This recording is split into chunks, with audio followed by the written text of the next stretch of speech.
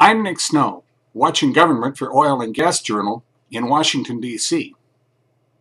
During Bill Clinton's first U.S. presidential campaign in 1992, or so the story goes, workers at its headquarters kept their focus by periodically glancing at a poster which proclaimed, "It's the economy, stupid." Fast forward to the spring of 2013, and the debate over the proposed Keystone XL crude oil pipeline, which is rapidly turning into a spectacle, and the message would only be slightly different. This time, it's the jobs.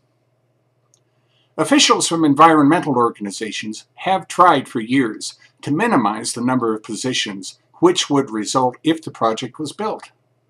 They contend the number of permanent jobs would actually be quite small, and any others would simply be temporary. The U.S. House Energy and Commerce Committee's Energy and Power Subcommittee held a hearing April 10th on a bill introduced by Representative Lee Terry, a Republican from Nebraska, to congressionally approve the project. At that hearing, Representative Bobby Rush, a Democrat from Illinois, who's the subcommittee's ranking minority member, produced a mild surprise when he pushed back on the environmentalists' job argument. "I represent a district that is struggling economically with multi-generational unemployment," he said. "There doesn't seem to be any concern within the environmental community about problems my constituents are having." One witness, Anthony Swift, an energy policy analyst at the Natural Resources Defense Council, said the U.S. State Department estimated only 35 permanent and 3,900 construction jobs would result from building Keystone XL. Developing clean energy alternatives would offer significant employment opportunities, he added.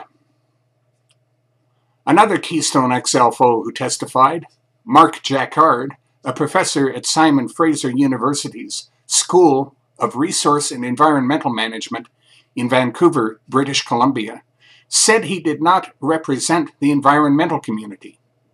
"I actually believe fossil fuels are a valuable resource for the economy, but I refuse to close my eyes to climate change problems," he said. But when a subcommittee Republican questioned the idea of dismissing potential jobs resulting from Keystone XL to pursue possible employment opportunities from alternatives, Jacquard responded, "I'm sorry. I've seen too much evidence that we create jobs when we develop clean energy technologies." A third witness, David Molino Jr., legislative director for the Laborers International Union of North America, strongly protested opponents minimizing Keystone XL's potential jobs. "Some of them have chosen to attack the nature of our members' work," he maintained. "They call these jobs temporary because they will come to an end. For laborers in America, this isn't just a pipeline, it's a lifeline." When he spoke several hours later at the American Energy Freedom Center's hard question discussion of Keystone XL at the National Press Club, Swift seemed to have modified his stance somewhat. "Every job matters," he conceded. "So does saving the planet." That's Watching Government for this week. In Washington, I'm Nick Snow for Oil and Gas Journal.